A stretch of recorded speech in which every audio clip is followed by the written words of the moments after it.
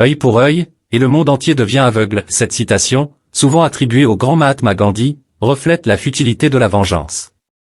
Pourtant, certains préféreraient perdre la vue plutôt que de voir certains tueurs en série en liberté ou même passer leurs jours derrière les barreaux. Heureusement ou malheureusement, d'autres criminels se sont chargés de rendre une justice rétributive. Prenons l'exemple de Jeffrey Dahmé, qui a été frappé à la tête si violemment que, s'il avait survécu, il aurait peut-être été tenté de goûter à cette chair meurtrie. Dans cette vidéo, je vais vous montrer comment certains tueurs en série ont trouvé la mort en prison. Jeffrey Dahmé, le premier sur notre liste, également connu sous le nom du « cannibale de Milwaukee », a rencontré une fin violente en prison le 28 novembre 1994. Il purgeait plusieurs peines de réclusion à perpétuité pour les meurtres de 17 jeunes hommes et garçons entre 1978 et 1991. Les victimes de Dahmé étaient principalement des jeunes hommes, souvent issus de communautés marginalisées. Il choisissait généralement ses victimes dans des bars, des boîtes de nuit ou à des arrêts de bus à Milwaukee. Bon nombre de ses victimes étaient attirées dans son appartement sous prétexte d'argent, d'alcool ou de photos. Le charme et le comportement apparemment inoffensif de Dahmé lui permettaient de gagner facilement leur confiance, les conduisant dans un piège dont il ne s'échapperait jamais. Une fois à l'intérieur de son appartement, les méthodes de Dahmé étaient d'une froideur méthodique. Il offrait à ses victimes un verre contenant des sédatifs, les rendant inconscientes. Avec ses victimes incapables de se défendre, Dahmé les étranglait alors jusqu'à la mort. Mais l'acte de tuer n'était que le début. Dans son rituel macabre, Dahmé pratiquait souvent la nécrophilie avec les cadavres avant de les démembrer. Sa fascination pour le corps humain et son désir de contrôle total sur ses victimes le poussaient à commettre des actes d'une dépravation inimaginable. L'un des aspects les plus troublants des crimes de Dahmé était son expérimentation avec le cannibalisme. Il a avoué avoir consommé la chair de plusieurs de ses victimes, affirmant que cela lui donnait l'impression qu'elles faisaient partie de lui. Lors du procès, l'un des témoins a raconté que Dahmé lui avait dit qu'il allait manger son cœur. Cette sombre pratique lui a valu le surnom de « cannibale de Milwaukee ». L'appartement de Dahmé était une véritable maison de l'horreur, remplie de trophées macabres provenant de ses victimes, y compris des crânes, des ossements et des parties du corps conservées. Lorsque l'histoire de son arrestation a éclaté, elle a horrifié la nation et a solidifié la réputation de Dahmé en tant que l'un des criminels les plus infâmes de l'histoire. Dahmé était détenu à la Columbia Correctional Institution à Portage, dans le Wisconsin. Le jour de sa mort, il avait été assigné à un travail avec deux autres détenus, Christopher Scarvey et Jesse Anderson, dans les toilettes de la salle de sport de la prison. Ils furent laissés sans surveillance, offrant à Scarvey l'opportunité de mener une attaque brutale contre Dahmé à l'aide d'une barre métallique. Bien que retrouvé encore en vie, Dahmé succomba à ses blessures peu de temps après. Après la mort de Dahmé, de nouvelles révélations sur les motifs de Scarvey sont apparues.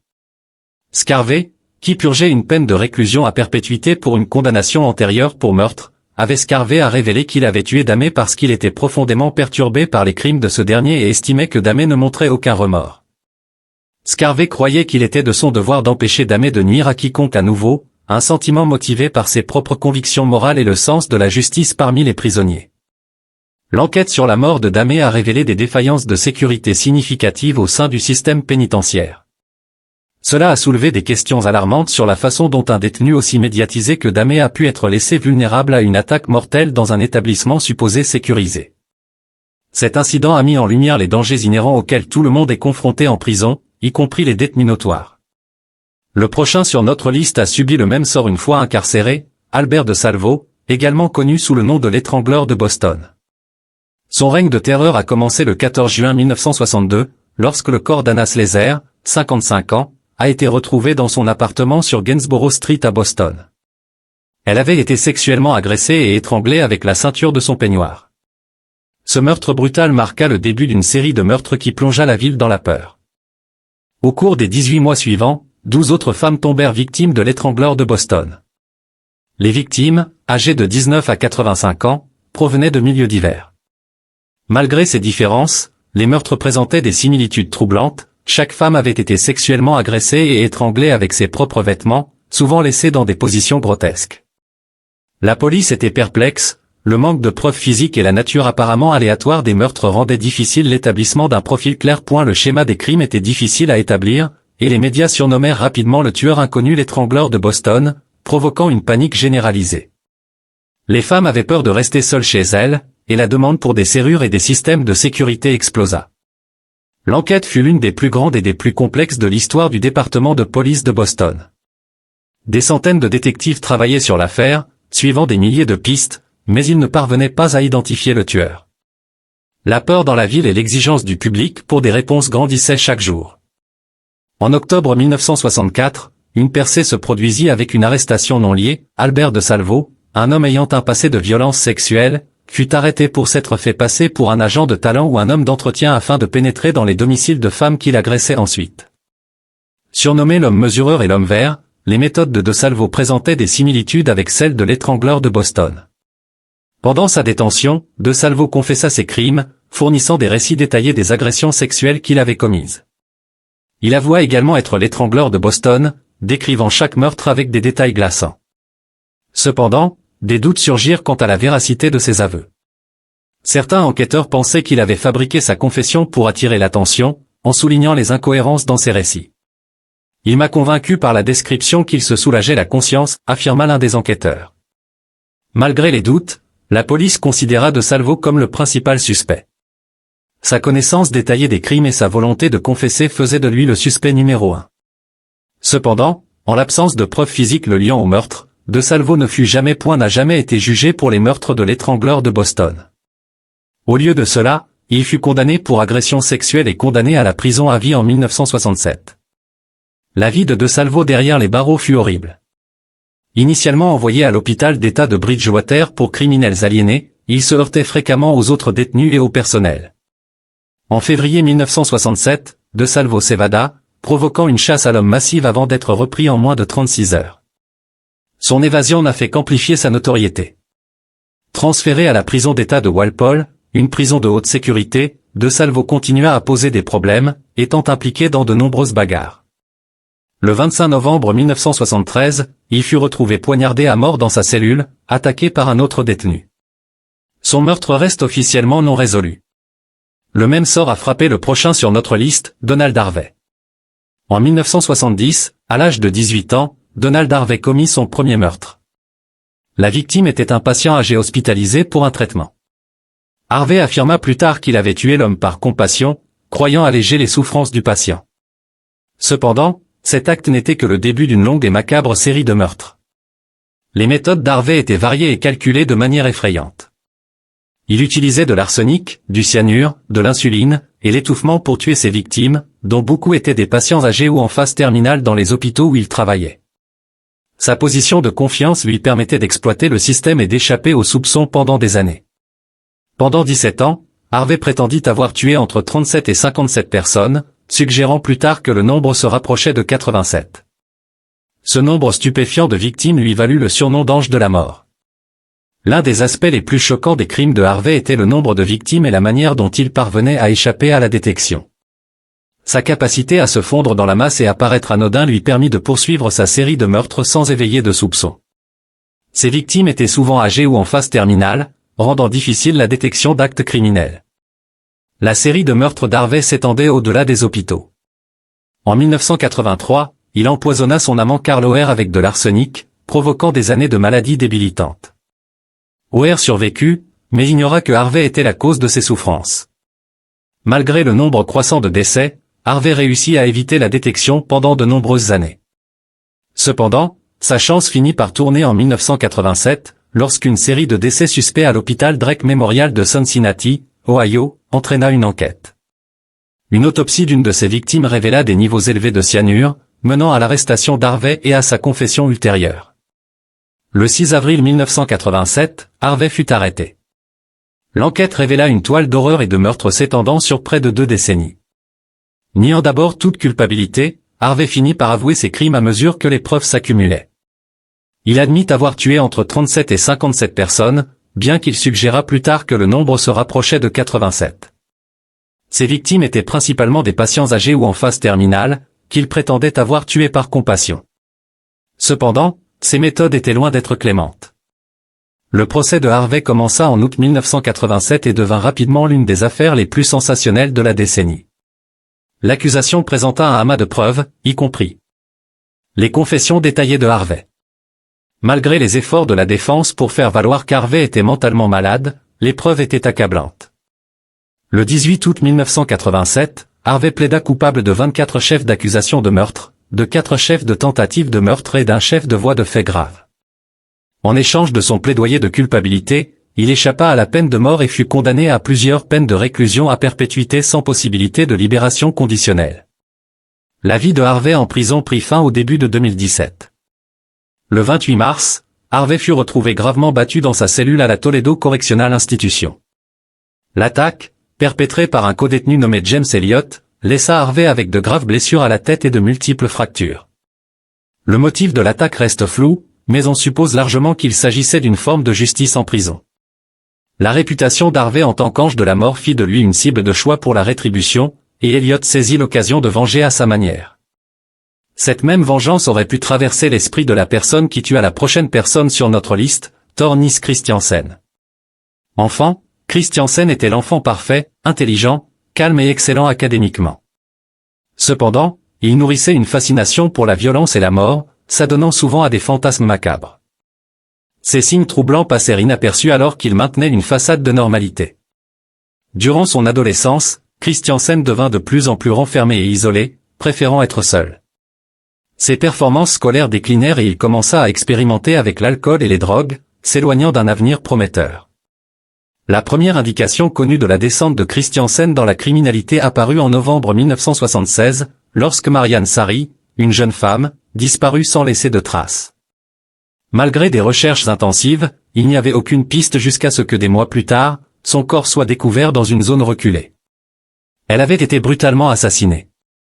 En janvier 1977, Christiansen frappa à nouveau. Sa victime, Patricia Lani, une étudiante de 19 ans à l'Université de Californie à Santa Barbara, fut vue pour la dernière fois en train de faire de l'autostop. Son corps fut retrouvé dans un endroit isolé, abattu d'une balle dans la tête. Les similitudes entre les deux meurtres étaient frappantes, mais la police n'avait aucune piste solide. La troisième victime de Christiansen, Jacqueline Rook, fut vue pour la dernière fois en novembre 1976. Son corps fut découvert peu de temps après sa disparition, et le schéma devint clair, de jeunes femmes, souvent autostoppeuses, étaient ciblées et tuées de manière similaire. La communauté fut saisie de peur et la police subit une pression immense pour attraper un tueur. Malgré le nombre croissant de victimes, Christiansen parvint à échapper à la capture en maintenant une façade de normalité. Cependant, en juillet 1977, il fit une erreur critique. Il prit une autostoppeuse nommée Lydia Preston, avec l'intention de faire d'elle sa prochaine victime. Preston réussit à s'échapper après que Christiansen lui ait tiré une balle dans la tête. Miraculeusement, elle survécut et fournit à la police une description détaillée de son agresseur et de sa voiture. Ce fut le tournant dont les autorités avaient besoin. La police lança une enquête intensive, et en février 1979, Christiansen fut finalement arrêté. Les preuves contre lui étaient accablantes, et il fut inculpé pour les meurtres de Sari, Lani et Rook, ainsi que pour la tentative de meurtre de Preston. Lors de son procès, Christiansen ne montra aucun remords, et son comportement froid et détaché souligna l'horreur de ses crimes. Il fut condamné à la réclusion à perpétuité sans possibilité de libération conditionnelle. Le juge insista sur la nature atroce des crimes et sur la nécessité de rendre justice aux victimes et à leurs familles. Christiansen fut incarcéré dans le système pénitentiaire de l'État de Californie, où il devait passer le reste de sa vie derrière les barreaux. Au début de 2017, Christiansen fut attaqué par un codétenu. L'attaque fut rapide et brutale, laissant Christiansen avec de multiples blessures par arme blanche. Malgré une réponse rapide du personnel pénitentiaire, Christiansen fut déclaré mort sur les lieux. Pour beaucoup, la fin violente de Tor Nils Christiansen fut considérée comme une forme de justice poétique, appropriée pour un homme qui avait causé tant de douleur et de souffrance. Il en fut de même pour la prochaine personne sur notre liste, José Antonio Rodriguez Vega. Au début de la vingtaine, la vie de José Antonio Rodriguez Vega prit un tournant sombre, alors qu'il se livrait à des crimes mineurs tels que le vol et le cambriolage. Ses activités criminelles escaladèrent rapidement, et bientôt, il développa une fascination troublante pour les femmes âgées. Cette obsession se manifesta rapidement de manière horrifiante, le transformant d'un petit criminel en un prédateur impitoyable. Au milieu des années 1980, Vega avait un plan simple pour commettre ses actes diaboliques, se faisant passer pour un homme à tout faire ou un ouvrier de service public, il gagnait la confiance de ses victimes âgées. Une fois à l'intérieur de leur maison, il les agressait brutalement et les tuait, laissant souvent peu de preuves derrière lui. Sa capacité à se fondre dans la communauté et sa planification minutieuse lui permirent d'échapper à la capture pendant des années. La première victime connue de la série de meurtres de Vega fut une femme âgée nommée Maria Dolores González, retrouvée morte chez elle en 1987. Initialement considéré comme un incident isolé, les autorités commencèrent à suspecter un tueur en série à mesure que d'autres femmes âgées étaient retrouvées mortes dans des circonstances similaires. L'arrestation de Vega en 1988 marqua un moment décisif dans la traque du tristement célèbre « tueur de vieilles dames ». Son arrestation survint après une tentative ratée de meurtre d'une autre femme âgée, qui survécut miraculeusement et fournit des informations cruciales à la police.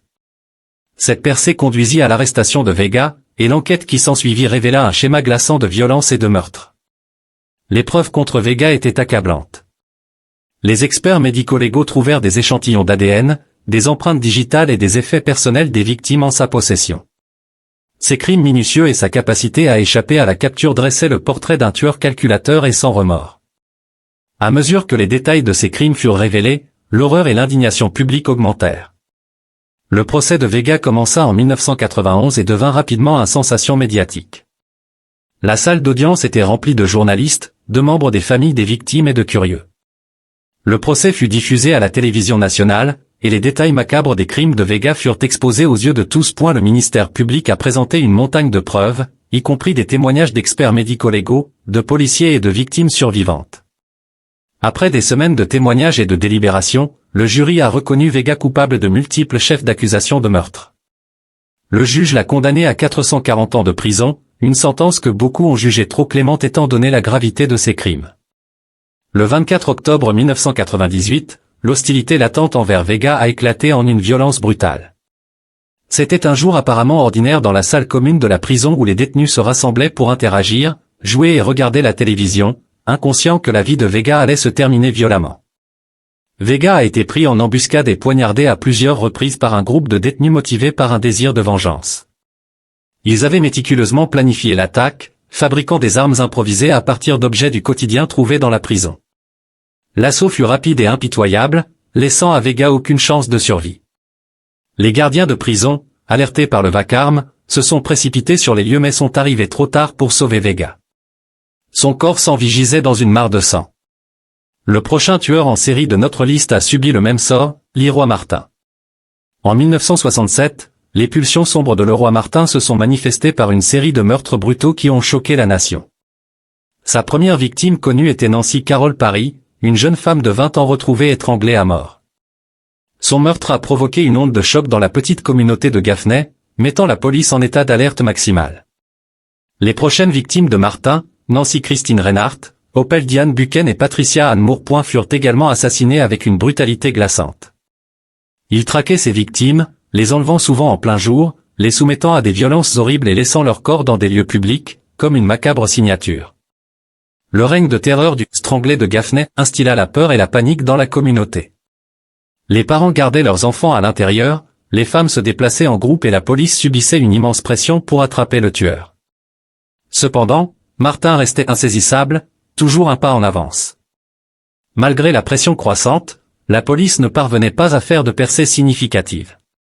La frustration de la communauté grandissait à mesure que les meurtres continuaient, et la couverture médiatique amplifiait le sentiment de peur. Ce n'est qu'à la suite d'une erreur critique de Martin que les autorités réussirent enfin à l'appréhender.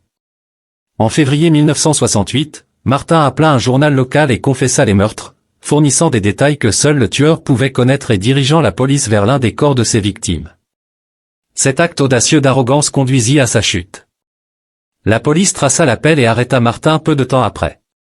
L'arrestation de Martin apporta un soulagement à la communauté, mais l'horreur de ses crimes était loin d'être terminée. À mesure que les détails émergeaient, l'étendue de sa brutalité devenait apparente.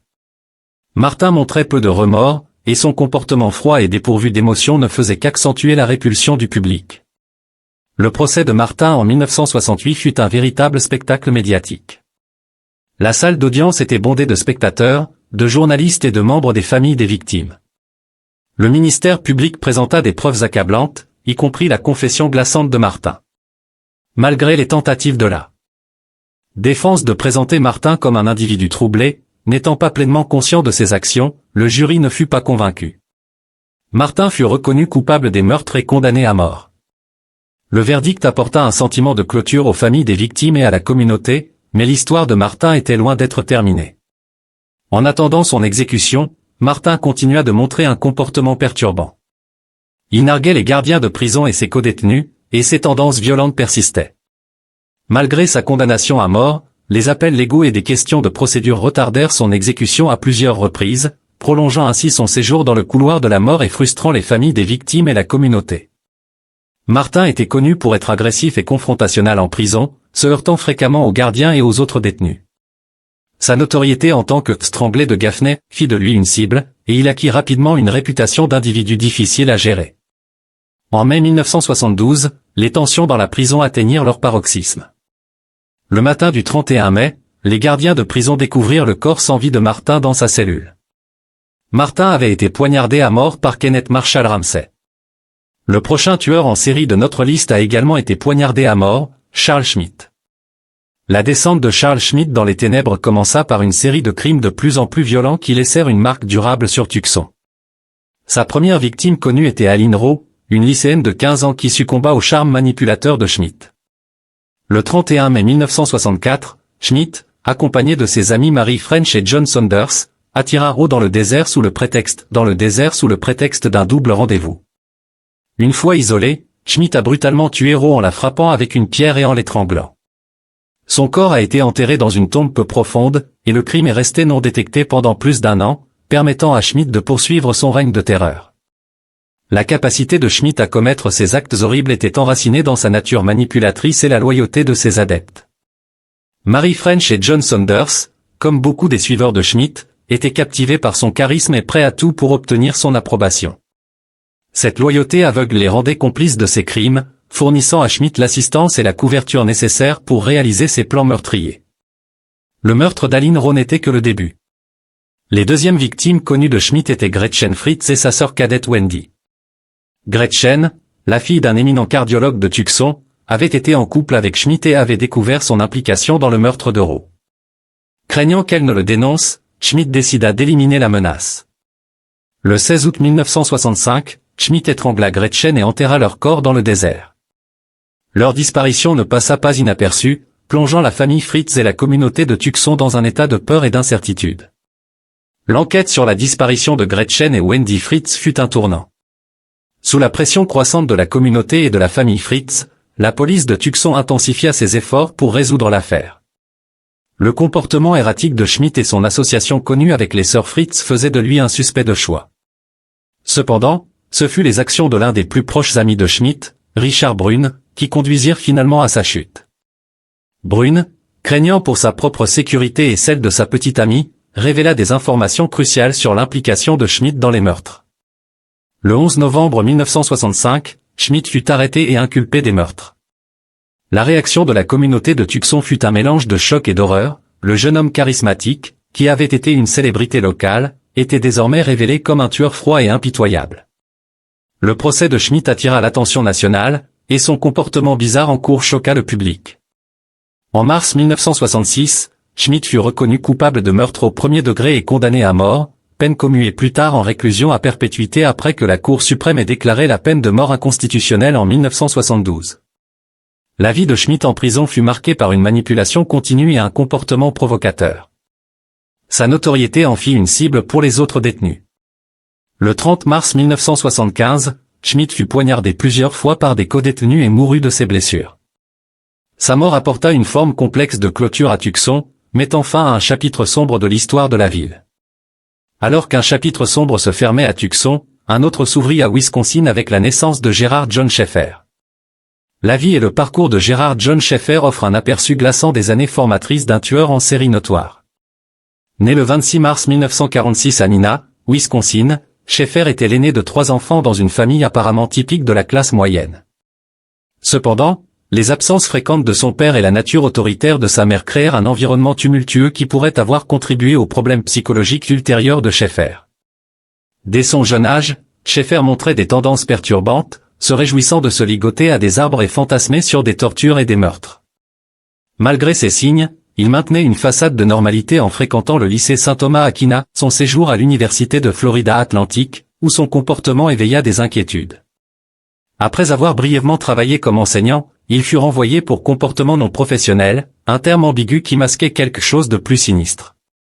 En 1972, Schaeffer devint adjoint du shérif dans le comté de Martin, en Floride, un poste qui lui offrit la couverture idéale pour ses inclinations obscures. Le 21 juillet 1972, Schaeffer enleva 2 jeunes filles, Nancy Ellen Liner et Pamela Ann Natta, alors qu'il était en service. Il les attira dans sa voiture de patrouille et les conduisit dans une zone isolée où il les attacha à des arbres et les menaça de les tuer. Un appel téléphonique inattendu permit aux filles de s'échapper et de signaler l'incident. Schaeffer fut arrêté le jour suivant mais parvint à obtenir une libération sous caution.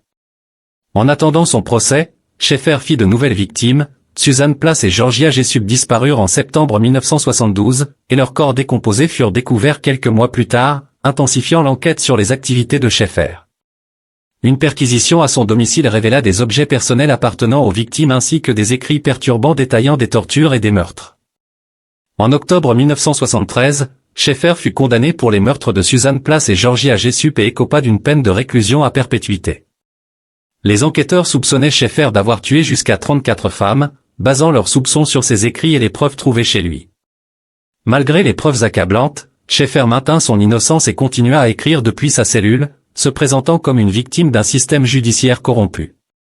La vie de Schaeffer se termina de manière violente le 3 décembre 1995 lorsqu'il fut trouvé poignardé à mort dans sa cellule de la prison d'État de Floride. Le principal suspect fut un autre détenu, Vincent Rivera, déjà condamné à perpétuité pour meurtre. En 1999, Rivera fut reconnu coupable du meurtre de Schaeffer et condamné à une peine supplémentaire de réclusion à perpétuité. Le prochain sur notre liste subit également une revanche de la part d'un autre prisonnier, Leslie Bailey. Bailey était un pédophile et meurtrier notoire impliqué dans l'abus sexuel et les meurtres d'au moins 3 jeunes garçons à Londres dans les années 1980. Avec Sidney Cook et d'autres complices, Bailey participa à ces crimes horribles. Bailey, Cook et un autre complice furent jugés pour le meurtre en 1984 du jeune Mark Tildesley, âgé de 7 ans. Bailey était déjà emprisonné pour le meurtre de Jason Swift en 1985 et fut également condamné pour le meurtre de Mark en 1992. Il était le seul membre du gang à avoir avoué ses crimes.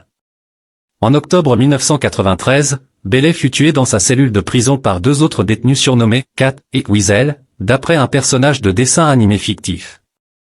Les actions de Bailey et son destin final choquèrent la nation. Le 1er juin 1984, Mark Tildesley, âgé de 7 ans, fut attiré loin d'un carnaval avec la promesse de bonbons par Cook. Le vélo de Mark fut retrouvé enchaîné à proximité. Bailey affirma plus tard que Cook et Lenny Smith avaient drogué Mark avant de l'étrangler. Une violente agression sexuelle impliquant les 3 hommes. Le corps de Mark n'a jamais été retrouvé, ce qui rend son cas particulièrement tragique.